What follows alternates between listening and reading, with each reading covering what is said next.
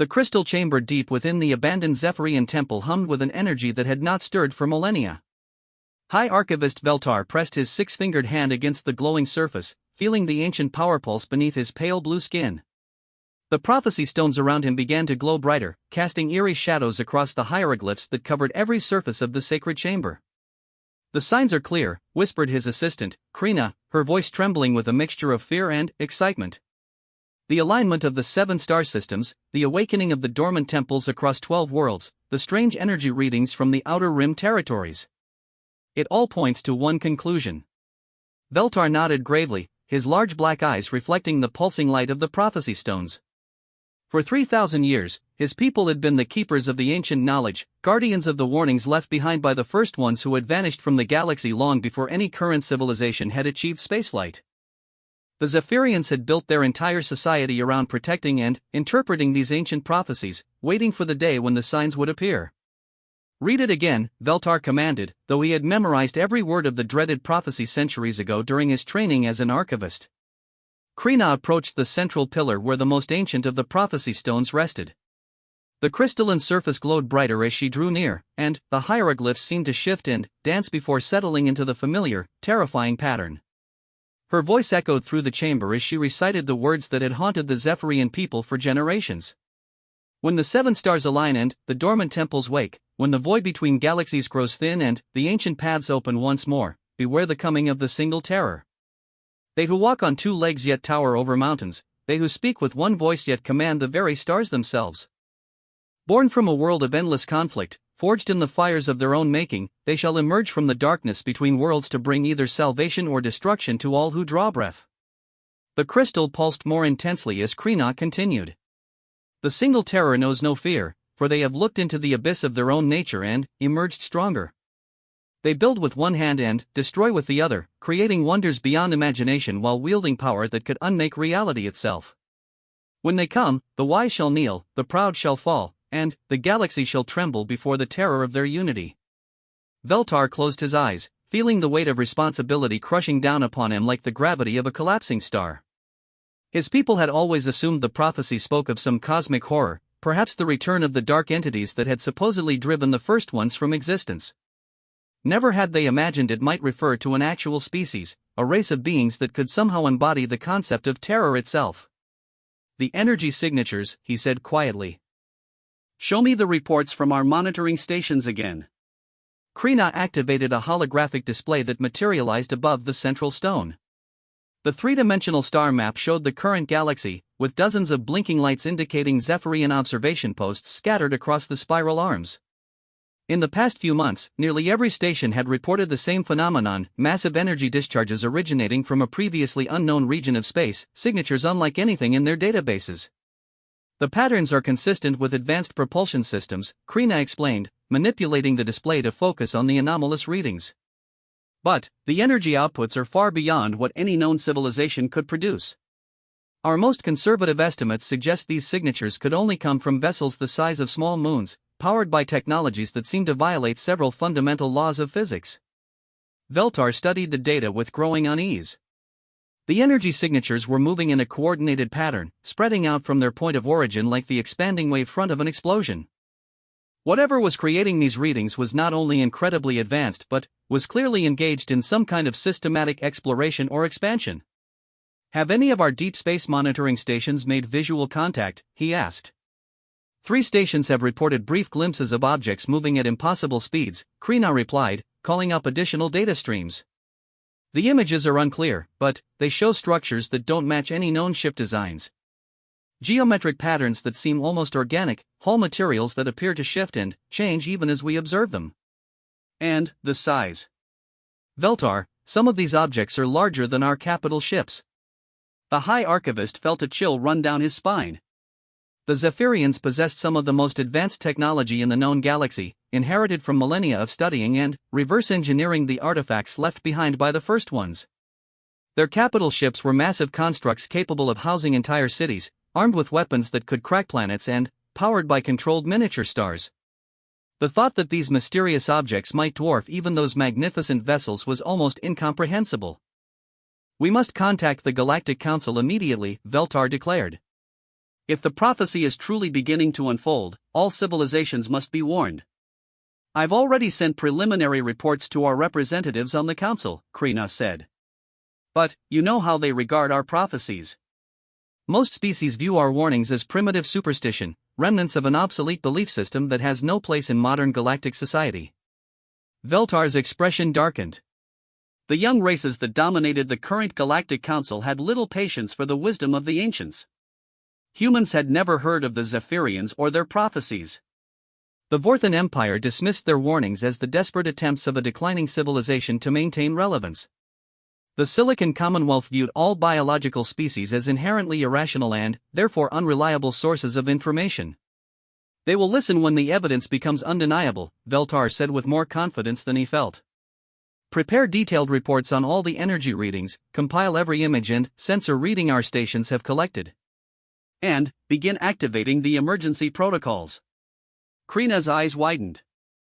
The emergency protocols had been established over 2,000 years ago as a last resort, a way to preserve Zephyrian knowledge and culture if the prophesied catastrophe ever came to pass. Activating them would mean abandoning their homeworld and scattering their people across the galaxy in hidden enclaves, carrying with them the sacred duty to warn other civilizations about the coming terror. Are you certain? She asked. Once we begin the protocols, there will be no turning back.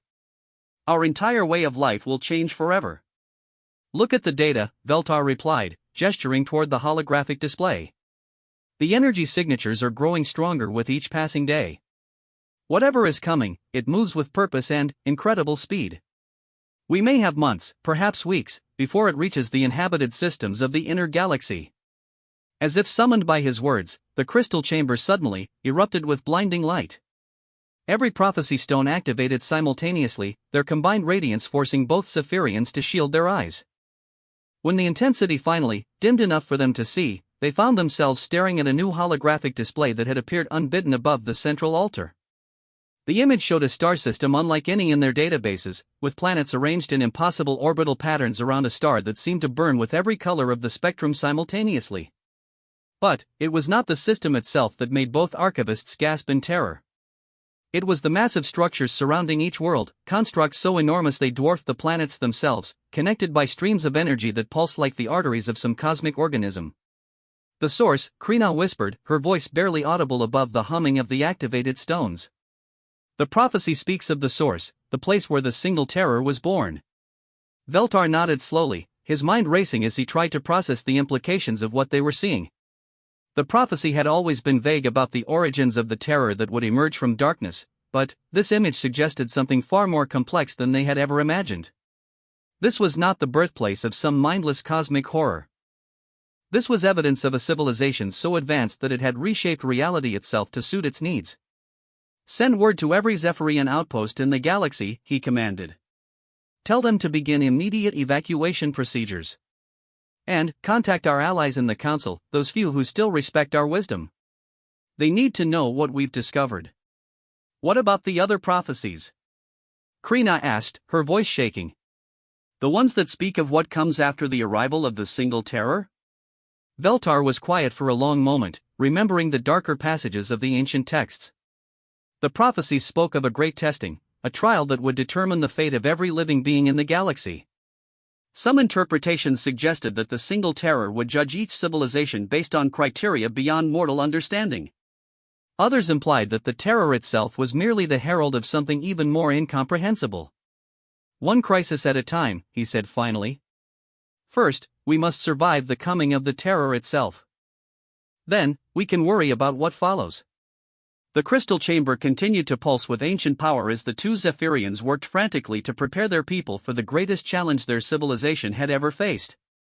Neither of them noticed the new readings beginning to appear on their monitoring systems, energy signatures that suggested the mysterious objects had suddenly changed course and were now heading directly toward the galactic core. High above the temple, in the thin atmosphere of the Zephyrian homeworld, automated defense satellites that had slept peacefully for centuries suddenly came to life, their sensors detecting something that made their ancient programming scream warnings into the void. The single terror was coming, and it was moving faster than anyone had dared to imagine.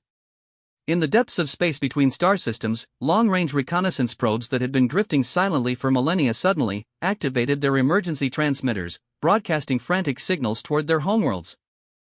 The messages were simple and terrifying. Unknown objects of incredible size and power were moving through the void, leaving trails of impossible energy in their wake.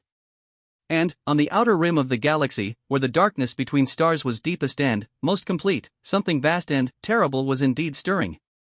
Ships beyond counting, each one a marvel of engineering that defied every known law of physics, moved in perfect formation toward the heart of galactic civilization. Their hulls gleamed with an inner light that had never known the touch of any natural star, and their crews were something that the galaxy was not yet ready to understand. The prophecy had spoken of the single terror, but it had failed to mention one crucial detail. The terror was not coming to destroy the galaxy. It was coming to save it from something far worse, something that even the first ones had fled from in their final desperate hours. And the price of that salvation might be more than any civilization was prepared to pay.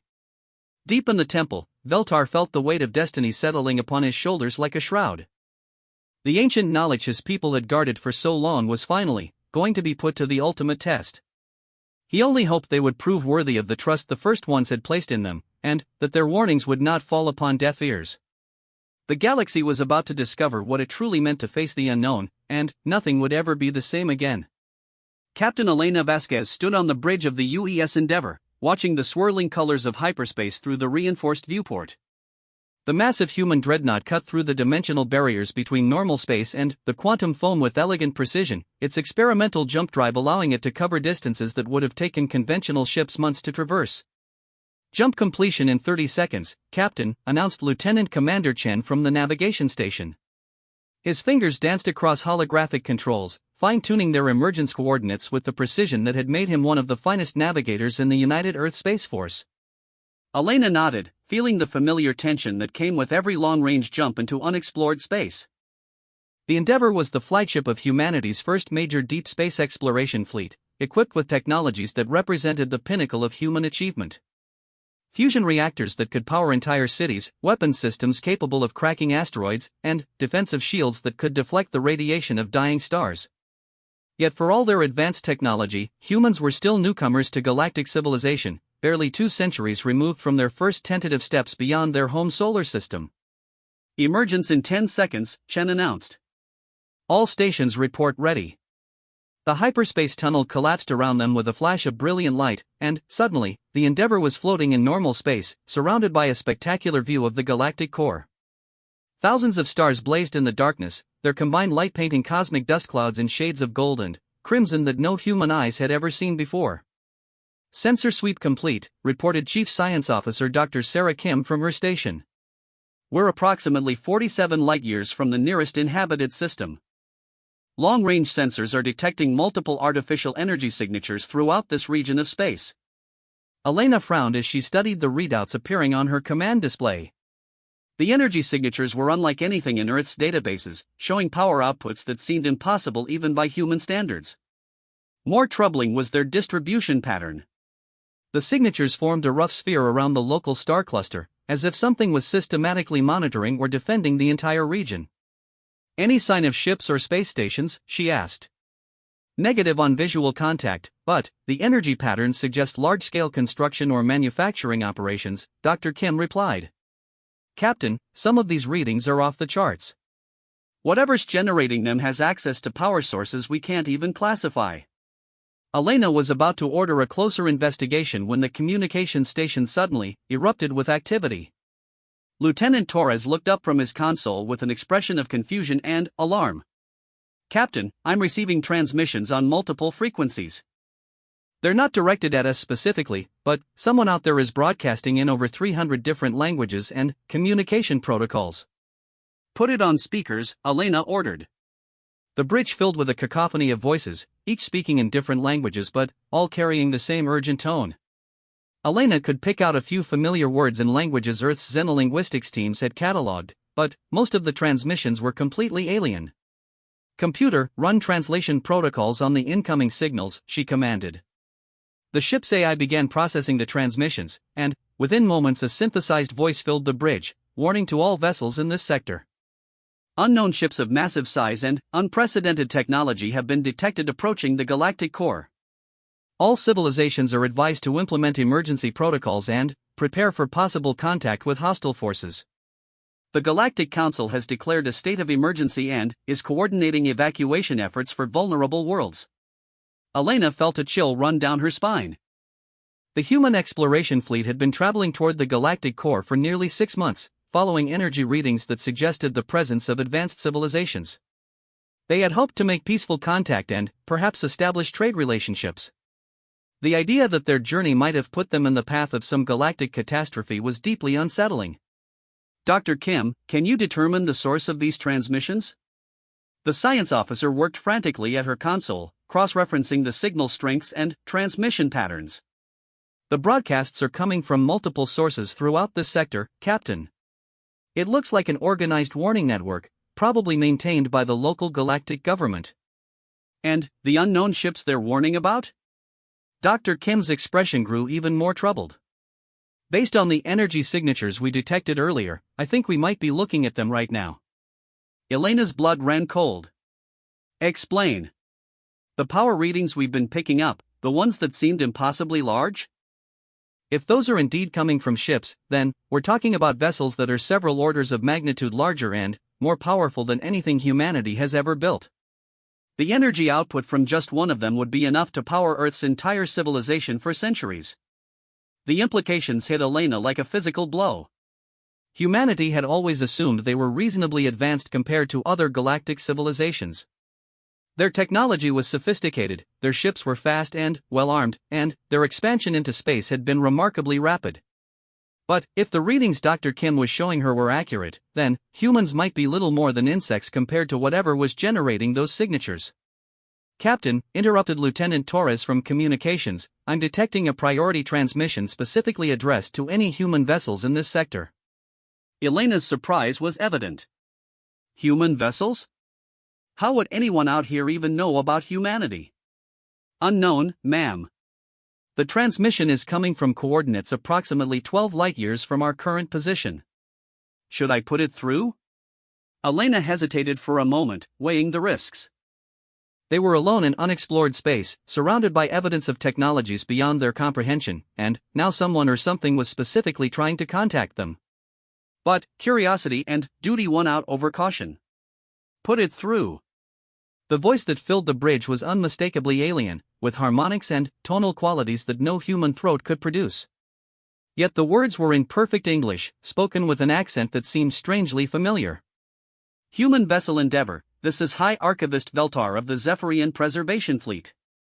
We have been monitoring your approach and must speak with you urgently. Your species is mentioned in our most ancient prophecies, and your arrival in this sector could not have come at a more critical time. Elena exchanged glances with her senior officers. The mention of prophecies was troubling, but the alien's tone suggested urgency rather than hostility. This is Captain Elena Vasquez of the United Earth Space Force vessel Endeavor. We're on a peaceful exploration mission and mean no harm to anyone in this region. Captain Vasquez, I must ask you to rendezvous with our vessel immediately. What I have to tell you concerns not just your ship, but the fate of your entire species. The ancient warnings speak of a great convergence, a time when the newest children of the galaxy would face their ultimate test. That time is now. Dr. Kim was frantically scanning the area around the transmission source. Captain, I'm detecting a large vessel at those coordinates. It's definitely artificial, roughly the size of a small city, but the design is unlike anything in our databases. Elena made her decision. Veltar, we'll meet with you, but I want assurances that your intentions are peaceful. Captain, if our intentions were hostile, your vessel would have ceased to exist the moment you emerged from hyperspace, the alien replied matter-of-factly. We are not your enemies, but we may be your only allies in what is to come.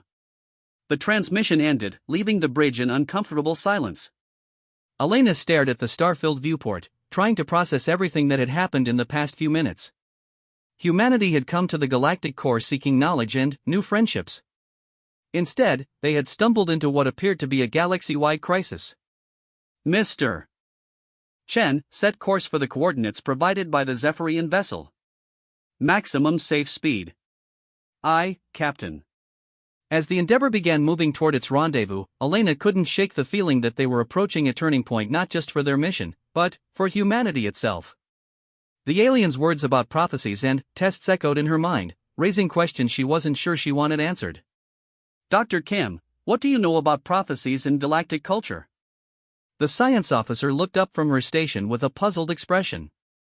Honestly, Captain, very little. Most of the civilizations we've encountered so far have been highly technological and rational. Prophetic beliefs are usually associated with more primitive cultures. Then, why would an advanced species like the Zephyrians put so much stock in ancient predictions? Maybe, suggested Commander Chen quietly, because the predictions have been coming true. The thought sent another chill through Elena. Humanity had always prided itself on being rational, scientific, and practical. They solved problems through technology and determination, not by consulting ancient texts or mystical visions. But, if these Zephyrians had knowledge that could help humanity navigate whatever crisis was unfolding, Elena would listen to their prophecies with an open mind. Captain, called Lieutenant Torres, I'm receiving additional transmissions from throughout this sector. It looks like multiple species are abandoning their homeworlds and heading for the Outer Rim territories. Whatever's happening, it's got everyone scared. Elena nodded grimly. Keep monitoring all frequencies. I want to know everything that's being said out there. As the Endeavour continued toward its rendezvous with the mysterious Zephyrian vessel, Elena found herself thinking about Earth and the billions of humans who had no idea that their representatives in space had just stumbled into what might be the greatest crisis in galactic history. Whatever was coming, whatever these massive unknown ships represented, humanity would face it with the same spirit that had carried them from the caves of Earth to the stars themselves. But, for the first time since leaving Earth, Elena wondered if that spirit would be enough. The Zephyrian vessel appeared on their screens an hour later, and it was unlike anything Elena had ever imagined. The ship seemed to be grown rather than built, with organic curves and flowing lines that suggested some kind of biotechnological fusion. Its hull shimmered with patterns of light that shifted and changed even as they watched, and its size was truly impressive even by human standards. Incoming transmission from the Zephyrian vessel, reported Torres. On screen. The bridge's main viewer flickered to life, revealing the figure of High Archivist Veltar. The alien was tall and slender, with pale blue skin and large dark eyes that seemed to hold depths of ancient wisdom. When he spoke, his voice carried a weight of sadness that made Elena's heart ache. Captain Vasquez, thank you for coming. I wish our first meeting could be under happier circumstances, but time is running short. Your species stands at a crossroads that was foretold long before your sun began to burn. What you do in the coming days may determine whether humanity survives the trials ahead. Elena straightened in her command chair, feeling the weight of command more keenly than ever before. Veltar, I need you to explain exactly what we're facing here. My crew and I are ready to listen. The alien archivist nodded gravely. Then, prepare yourself, Captain.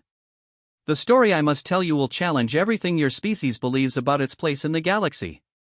Captain Elena Vasquez materialized on the transport pad of the Zephyrian vessel, accompanied by Dr. Kim and Lieutenant Commander Chen.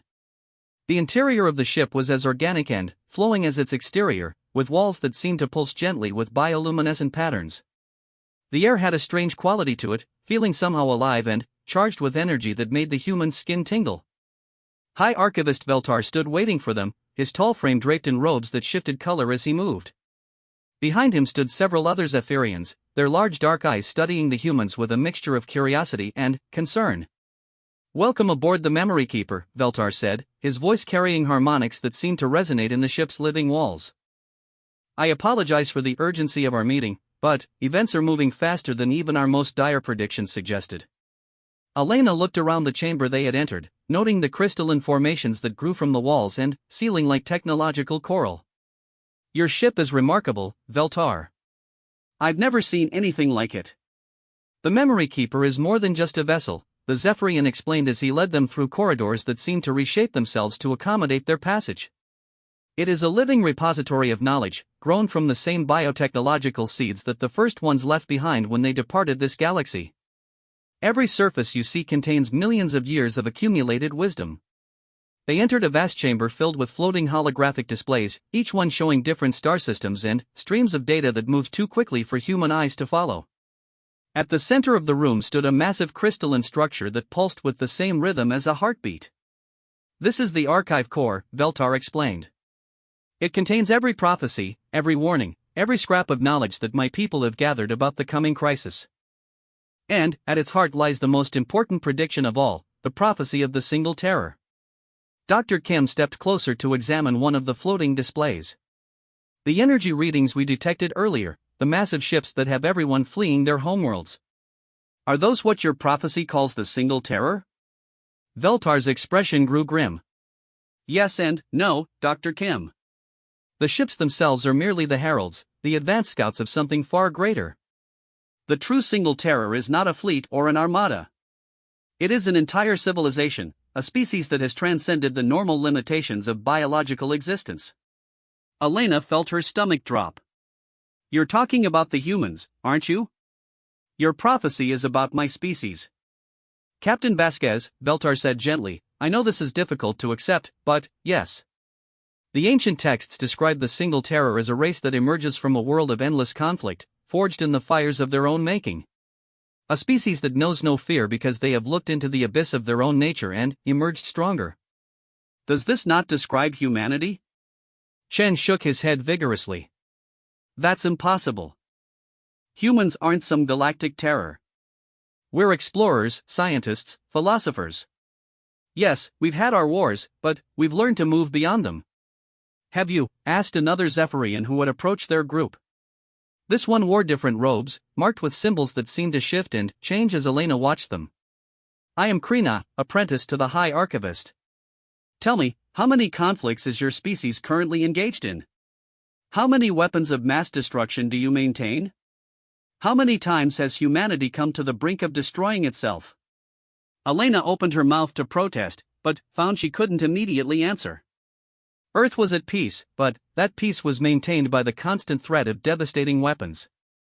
Humanity had indeed fought countless wars throughout its history, and had developed the capability to destroy their entire planet multiple times over.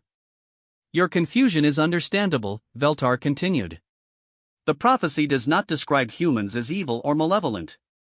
It describes them as terrifying in their potential, in their ability to unite when faced with a common threat. The single terror refers not to your individual nature, but to what your species becomes when it acts with unified purpose.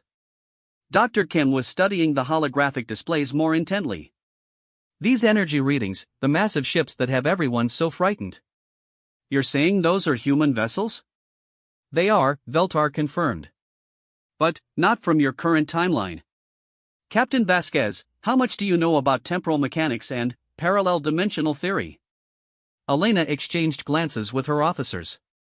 Enough to know that both are theoretically possible but practically impossible with our current technology. The first ones mastered such technologies eons ago, Veltar explained.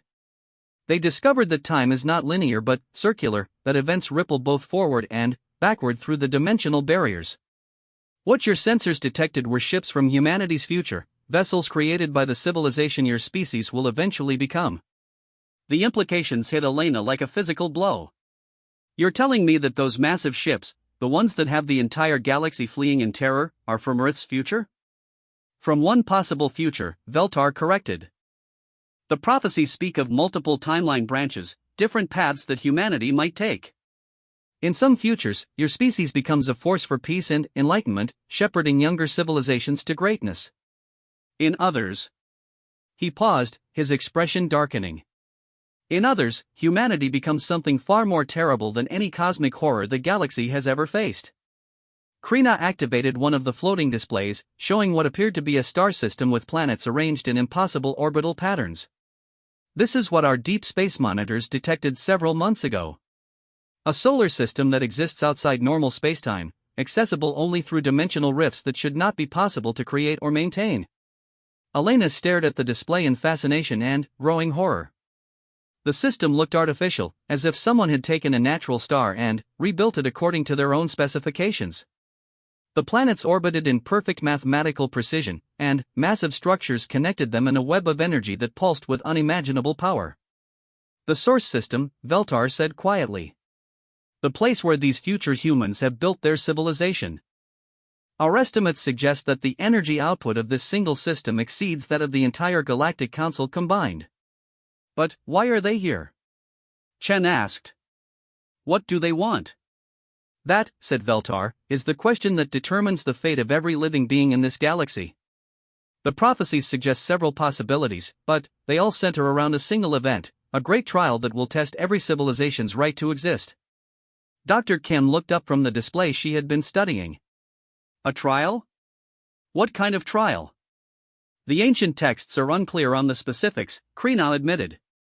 But they speak of a judgment that will separate the worthy from the unworthy, the evolved from the primitive. Some interpretations suggest it will be a test of technological advancement. Others imply it will measure moral and ethical development. Elena felt a chill run through her. And what happens to those who fail this test? The prophecies are disturbingly vague on that point, Veltar replied. Some texts suggest obliteration. Others speak of transformation into something beyond current understanding. But all agree on one point: the galaxy will be fundamentally changed by what is coming. Why are you telling us this? Elena asked. If these future humans are so powerful, what can we possibly do about it? Veltar turned to face her directly, his large dark eyes reflecting depths of ancient sadness. Because you are not just witnesses to this event, Captain. You are participants in it. The arrival of your ship in this sector, at this precise moment, was also foretold. The prophecies speak of the first seekers, representatives of early humanity who would stand at the crossroads of their species' destiny. Elena felt the weight of destiny settling on her shoulders like a lead blanket. What exactly are you asking us to do? Help us understand them, Veltar said simply. These future humans possess power beyond our comprehension, but they are still fundamentally your species.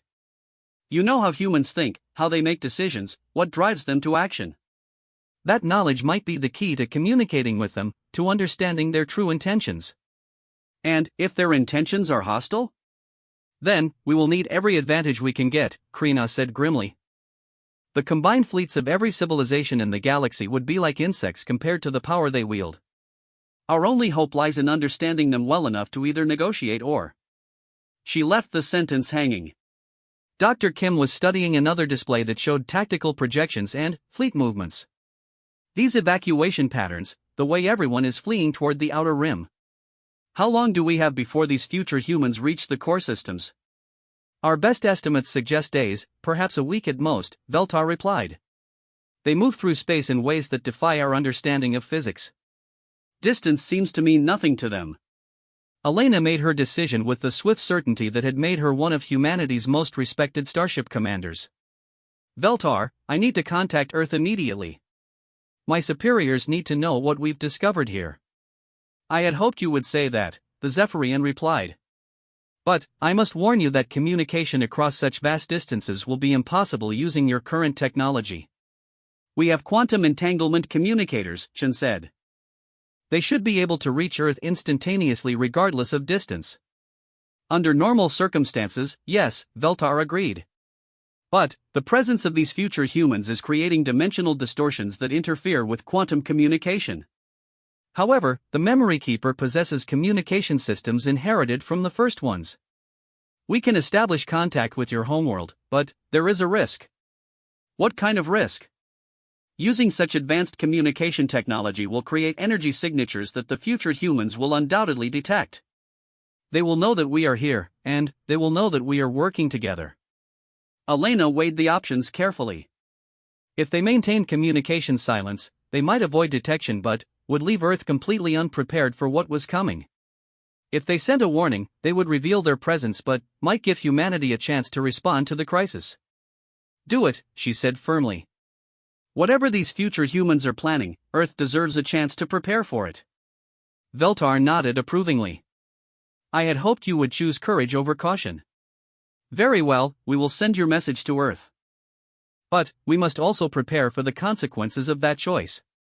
What consequences? Captain, Veltar said quietly, by choosing to warn your people, you may have just ensured that this future timeline becomes the one that comes to pass. The prophecies speak of choices that create their own fulfillment, of actions that bring about the very futures they seek to prevent. Elena stared at the Zephyrian archivist, feeling the weight of an entire galaxy's future pressing down upon her. Whatever happened next, she knew that humanity was about to face its greatest challenge. And, somewhere in the vast darkness between the stars, their own future selves were moving steadily closer, bringing with them power that could either save the galaxy or destroy it completely.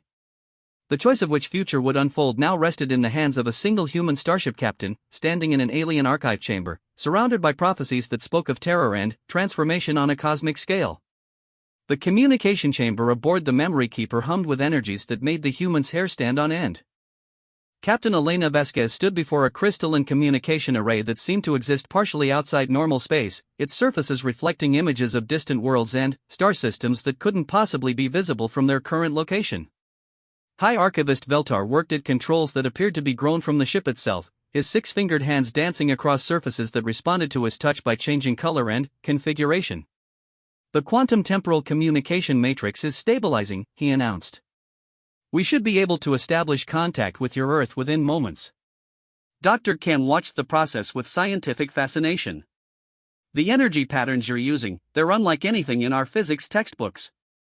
How is this possible?" "The first ones understood that reality has layers," Veltar explained as he continued his work.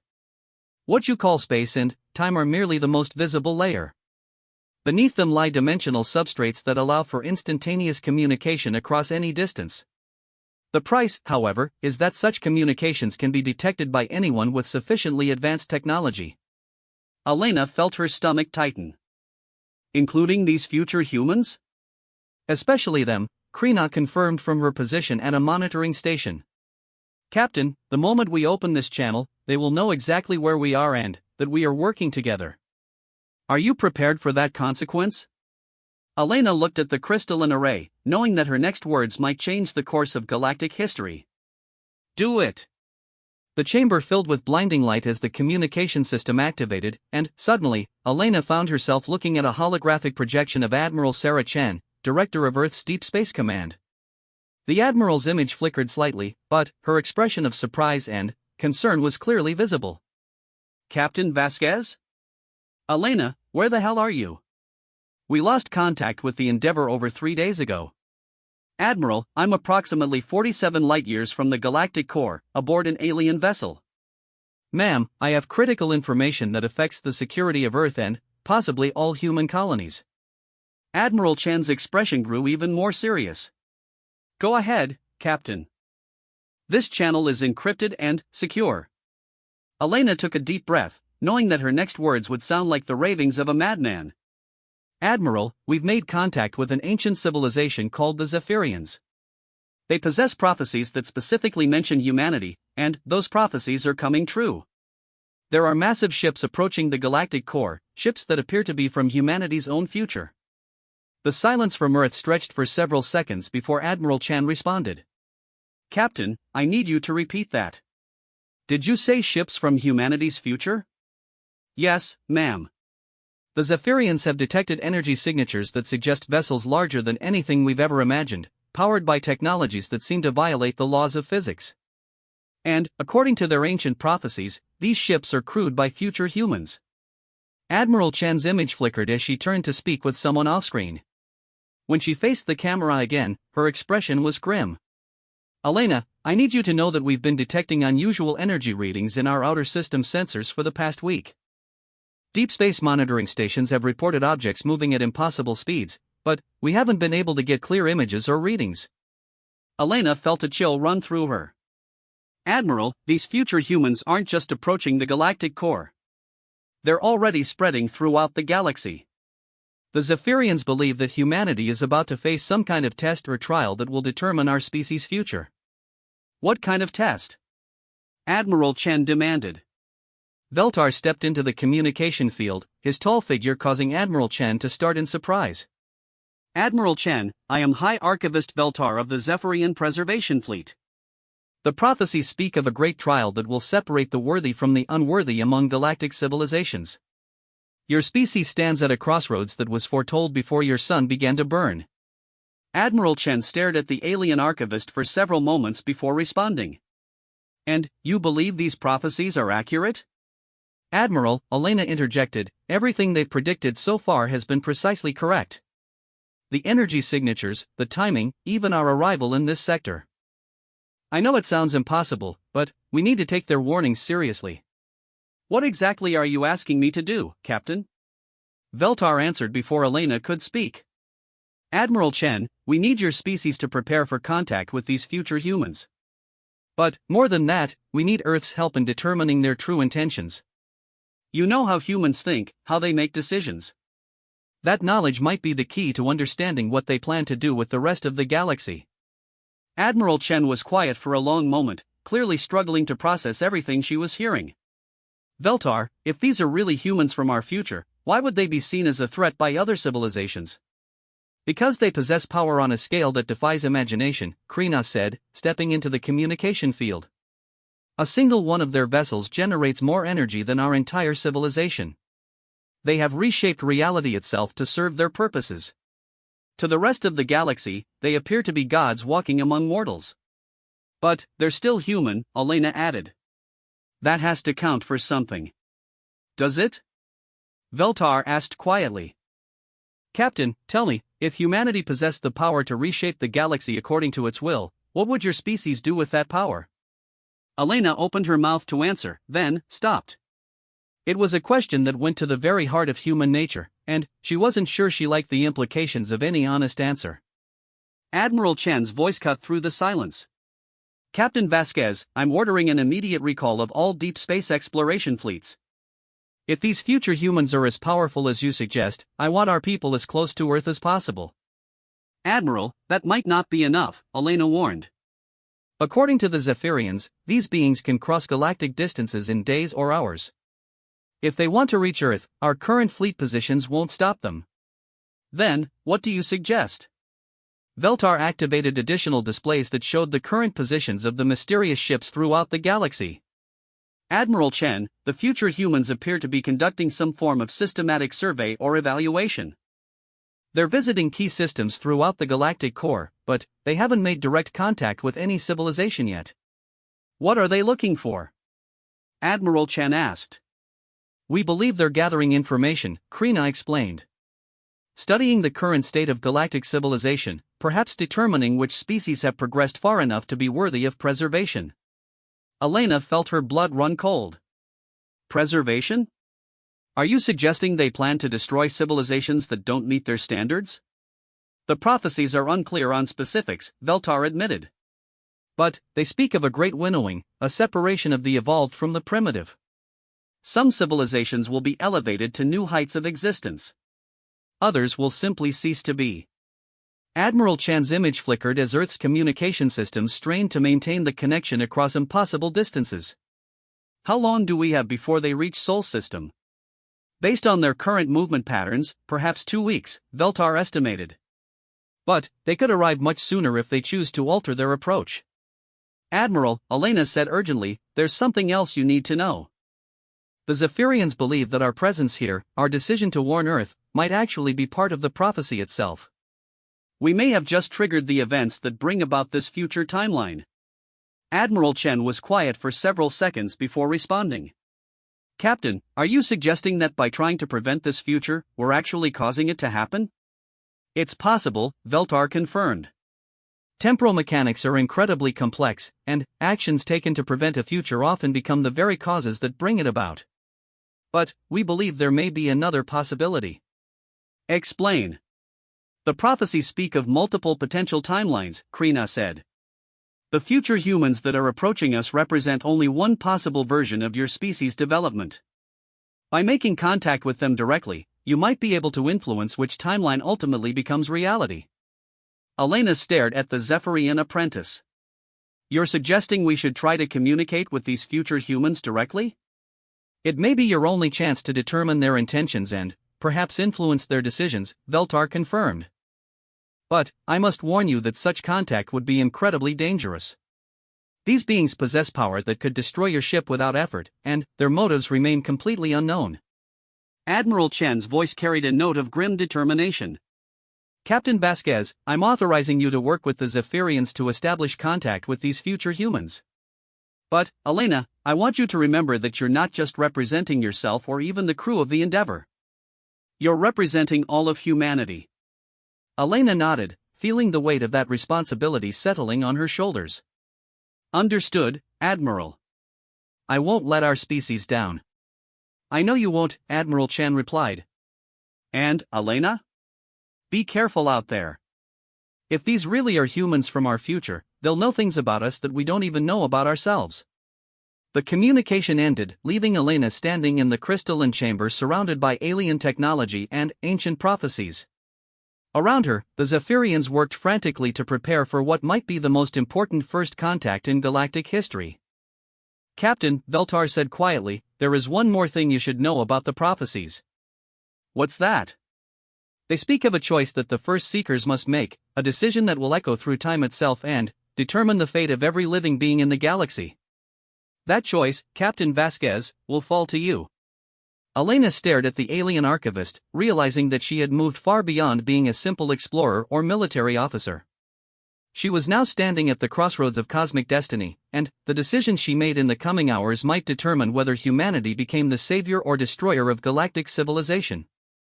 In the depths of space around them, massive ships that existed partially outside normal reality continued their inexorable approach toward the heart of the galaxy, carrying with them the power to reshape existence itself. And, aboard one of those impossible vessels, beings who had once been human were making their own preparations for a meeting that had been foretold since before the first star began to burn. The space around the memory keeper suddenly filled with an impossible radiance that seemed to exist in dimensions beyond normal perception. Captain Elena Vasquez stood on the bridge of the Zephyrian vessel, watching through the main viewport as reality itself began to bend and twist around them. What had moments before been empty space now pulsed with energies that made her eyes water and her mind struggle to process what it was seeing. They're here, whispered High Archivist Veltar, his voice filled with a mixture of awe and terror. The prophecy reaches its fulfillment.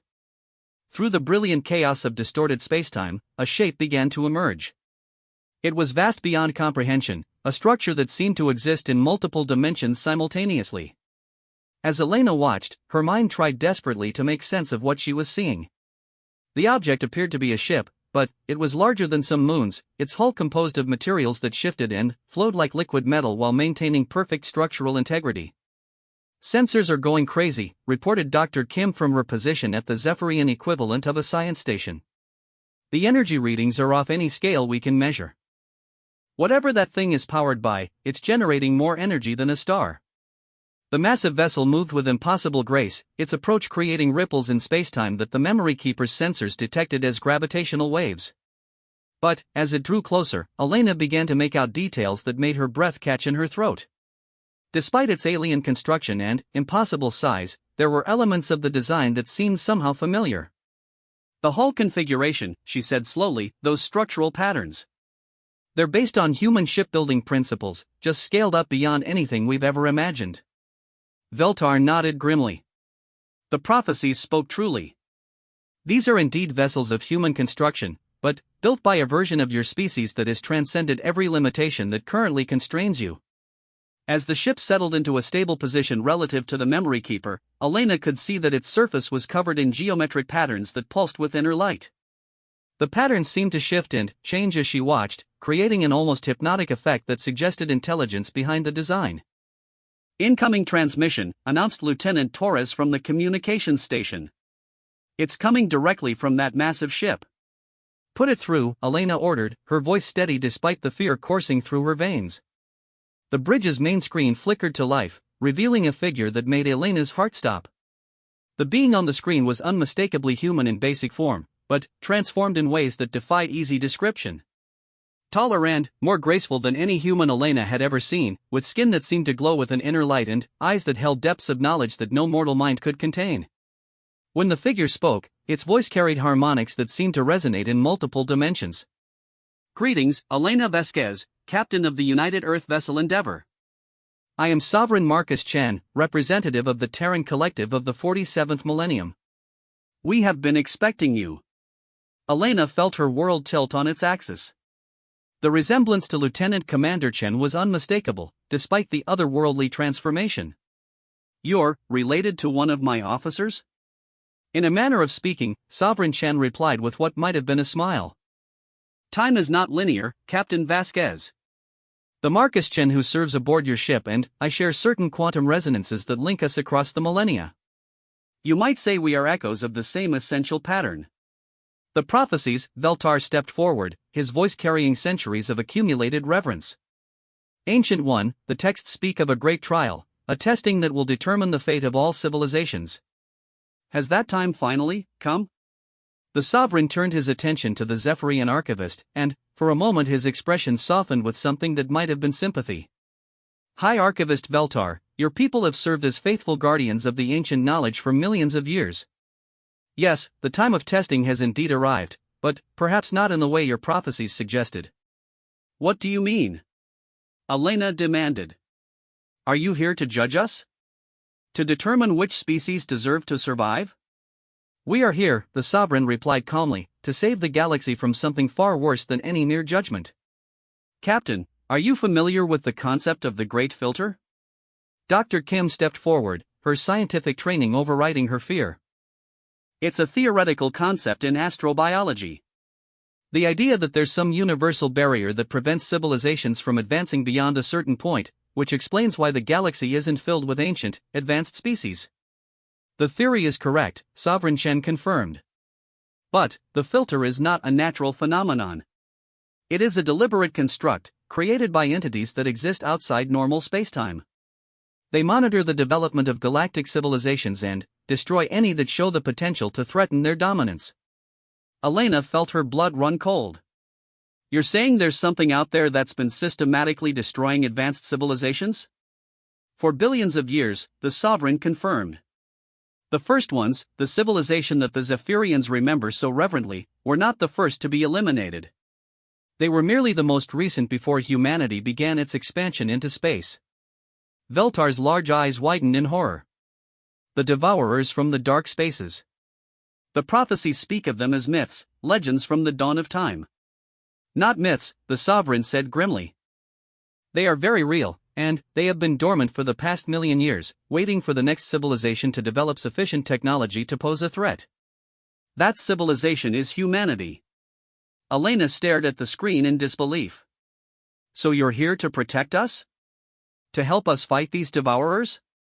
We are here because we have already fought them, Sovereign Chen replied.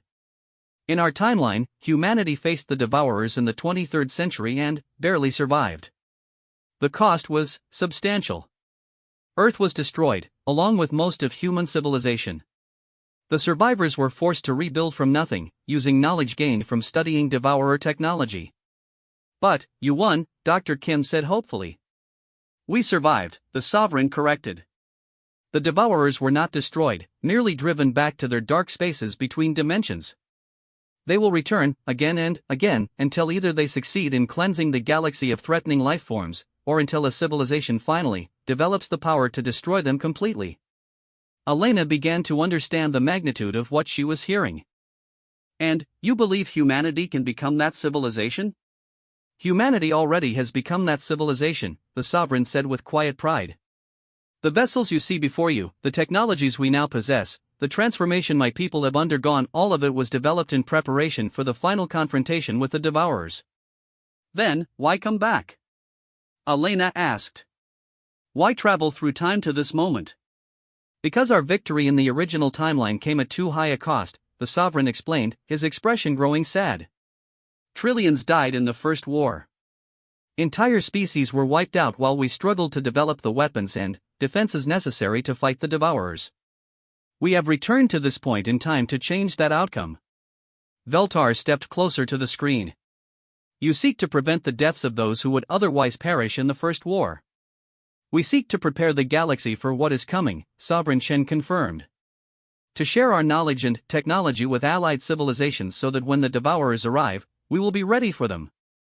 Elena felt a surge of hope mixed with lingering suspicion. What exactly are you asking of us? Captain Vasquez, you and your crew represent the critical moment when humanity first learned of the coming threat. In our original timeline, this knowledge came too late to prevent catastrophe. By sharing what we know now, we can ensure that all of galactic civilization has time to prepare. But, there's a cost, isn't there? Elena asked, reading the subtle expressions that crossed the Sovereign's transformed features. There always is. The cost is transformation, Sovereign Chen admitted. The technologies necessary to fight the Devourers cannot be wielded by biological beings operating under normal spacetime limitations. Your species, along with any others that wish to survive what is coming, must evolve beyond your current forms. Elena stared at the being on the screen, seeing in his transformed features a glimpse of what humanity might become. You're asking us to give up our humanity to save the galaxy. I'm asking you to expand your humanity beyond anything you currently imagine possible, the Sovereign replied. The choice, Captain Vasquez, is yours to make. But, know this, the Devourers have already begun stirring from their long slumber. Our sensors detect dimensional disturbances in the void between galaxies. They will arrive within the next 50 years, whether we act or not. Elena looked around the bridge of the Memory Keeper, seeing her own fear and uncertainty reflected in the faces of her crew and the Zephyrian allies who had become their companions in this cosmic drama. The weight of the decision before her was beyond anything a single person should have to bear. If we agree to this transformation, she said slowly, what guarantee do we have that humanity won't become something monstrous? That we won't become as much a threat to the galaxy as these Devourers? Sovereign Chen's expression softened, and, for a moment Elena could see echoes of the young officer who served aboard her ship. Captain, do you believe that Marcus Chen would allow himself to become a monster? Do you trust the fundamental goodness that exists at the core of human nature? Elena thought about her crew, about the billions of humans spread across dozens of worlds, about the capacity for both great evil and tremendous good that defined her species. Yes, she said finally. I do. Then, trust us now, the Sovereign said. We are still human, Captain Vasquez. We have simply become more than we were before. Elena took a deep breath, knowing that her next words would echo through time itself and determine the fate of every living being in the galaxy. Sovereign Chen, on behalf of humanity and in partnership with our Zephyrian allies, we accept your offer of assistance. Help us prepare for what is coming. The being on the screen smiled, and in that expression Elena saw hope for a future where the galaxy might finally be free from the ancient terror that had haunted it for eons. Then, let us begin, Captain. The real work starts now. As the transmission ended and preparations began for the greatest transformation in galactic history, Elena couldn't help but wonder if the prophecies had been wrong about one crucial detail. Perhaps the humans were not the single terror after all.